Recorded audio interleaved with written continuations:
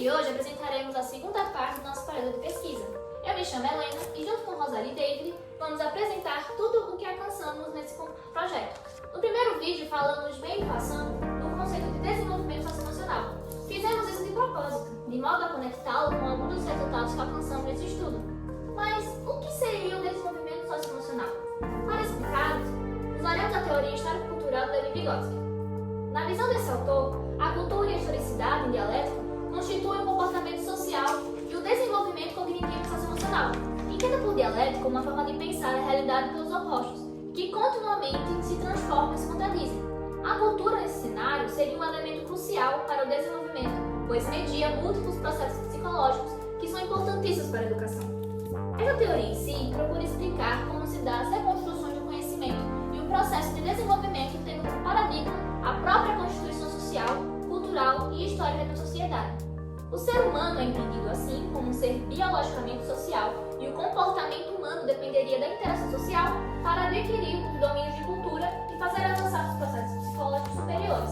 Os sentimentos estariam profundamente conectados à própria condição do ser humano. Muito embora as emoções, enquanto fenômenos de organismos, também devem ser compreendidas como reações aos acontecimentos sociais. Dessa forma, o ser humano seria tanto um produto quanto um produtor de cultura.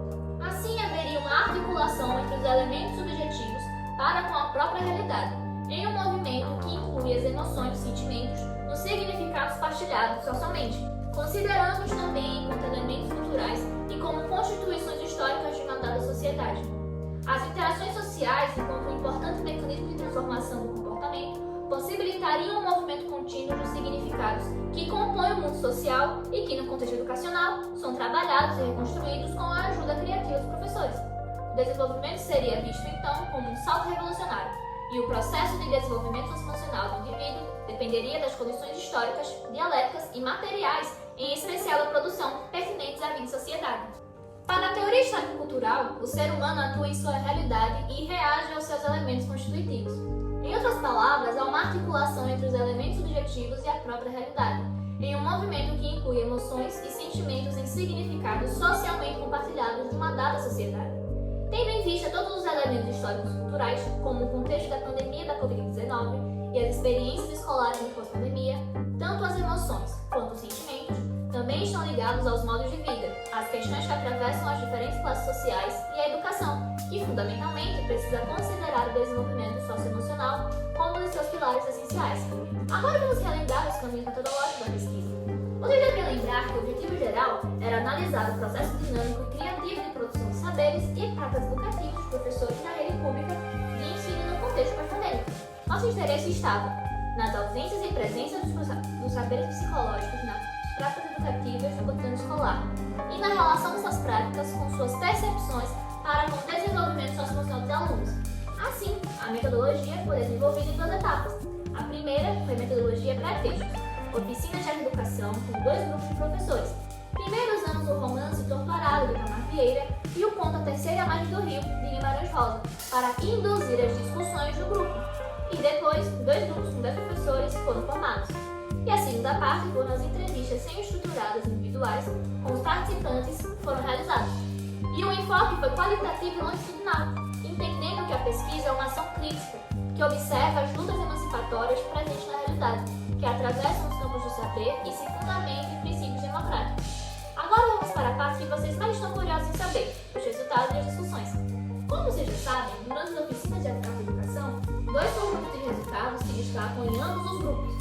Como dito no primeiro vídeo, primeiramente, os dados mostraram que a leitura, seja sobre temas psicológicos ou outro área de conhecimento, como a literatura ou a educação, não faz parte do cotidiano dos professores que atuam em Itabaiana, profissionais que muitas vezes se veem sobrecarregados pelas demandas escolares, problemas sociais e econômicos.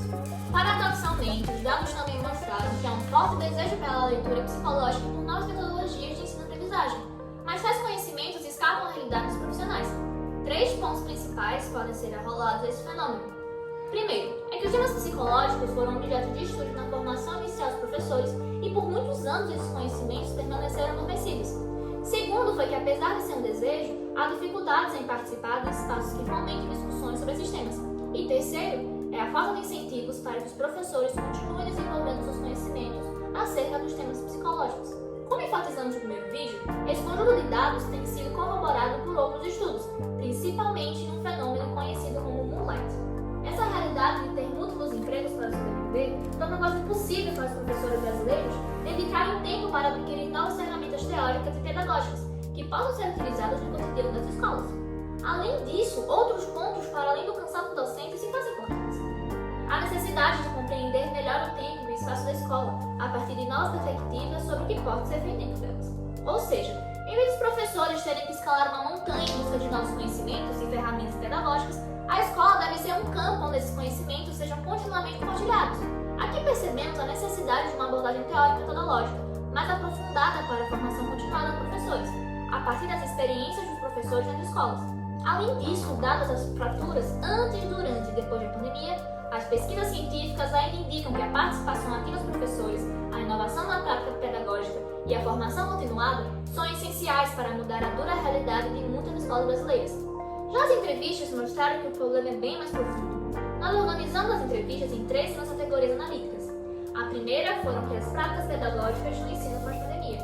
A pesquisa mostrou que no campo educacional, o acolhimento e o afeto são essenciais para lidar com os traumas vivenciados durante toda a tragédia que foi essa emergência sanitária.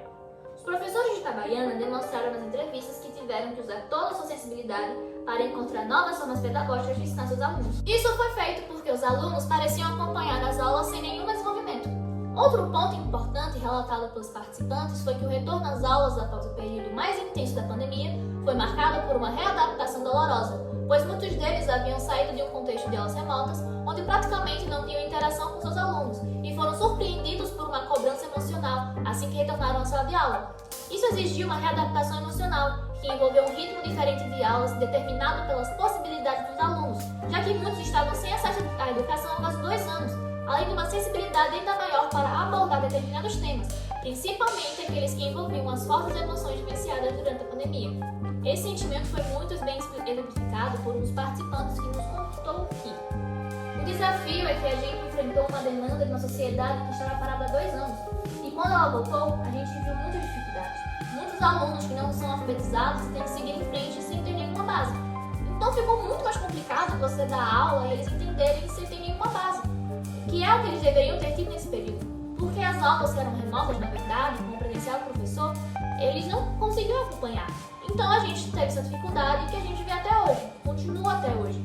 Então eles não conseguem acompanhar, como se tivessem estagnado, tivessem parado e não conseguissem seguir em frente. E em muitos países da América Latina, assim como no mundo, governos buscaram reiniciar as aulas ao mesmo tempo que abordavam questões de saúde. O retorno às aulas foi um movimento importante, pois o fechamento das escolas aumentou as desigualdades sociais, reorganizou o trabalho e os atos docentes. E em muitos lugares, as dificuldades tecnológicas de alunos, professores e governos tornaram o ensino remoto quase impossível. No âmbito familiar, os desafios também foram enormes, pois os próprios pais, que muitas vezes tiveram que se concentrar em questões de sobrevivência econômica, também tiveram que usar esses recursos tecnológicos, quando disponíveis, para avançar na educação dos filhos. Em termos de políticas educacionais, no Brasil houve, infelizmente, no âmbito do debate político, uma redução do significado da educação, onde o ensino remoto, muito mais do que a aprendizagem, seguiu uma rotina em que a oferta de educação não necessariamente resultou em progressos. É nesse cenário que a psicologia chega às escolas públicas de Sergipe. Esse foi justamente o tema da nossa segunda categoria analítica, o conhecimento da psicologia. Embora muito tenha sido feito desde que a psicologia chegou ao Brasil, os desafios no cenário nacional ainda são múltiplos e diversos. É importante ressaltar a necessidade de atenção a áreas como inclusão e formação continuada de profissionais, que muitas vezes estão dando o melhor de si sem ferramentas necessárias para desempenhar bem seu trabalho. Esses temas ainda apresentam desafios para muitos formuladores de políticas públicas.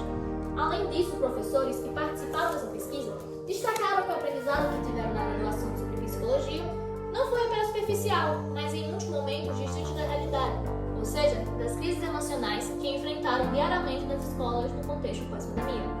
Assim, é necessário que se dê muito mais atenção aos impactos da pandemia no desenvolvimento socioemocional dos estudantes, que é a nossa terceira categoria analítica. Segue uma fala significativa dos participantes sobre essa questão. Os alunos retornaram com uma carga emocional muito grande, comportamento alterado e muitas vezes sem vontade de participar ou se engajar. Eles retornaram com emoções muito pesadas, e não só eles, mas também suas famílias. Hoje, em sala de aula, percebemos que cerca de 80% dos nossos alunos estão carregados emocionalmente. precisando de uma escuta ativa e maior compreensão no período pós-pandemia. Eles se tornaram, assim, bastante carregados emocionalmente. De modo geral, os professores destacaram a ansiedade como um dos maiores desafios para a educação na contemporaneidade. Isso coloca em xeque a própria eficiência do sistema educacional, pois a possibilidade de reverter o cenário apresentado pelos professores vai além da ideia de que seu trabalho precisa estar mais alinhado ao proposto pela psicologia educacional. No entanto, em Sergipe, mesmo com todo o esforço realizado, os psicólogos educacionais ainda estão distantes no dia a dia dos espaços escolares. É impossível imaginar que uma ação efetiva nessa área possa ocorrer somente com a presença eventual dos profissionais nos espaços escolares, muito menos com uma ausência de programas efetivos de formação de professores sobre teorias e ferramentas de psicologia, que possam ajudar a fomentar maior debate sobre a saúde mental no dia a dia escolar. Pensando no desenvolvimento socioemocional, requer articular um amplo debate.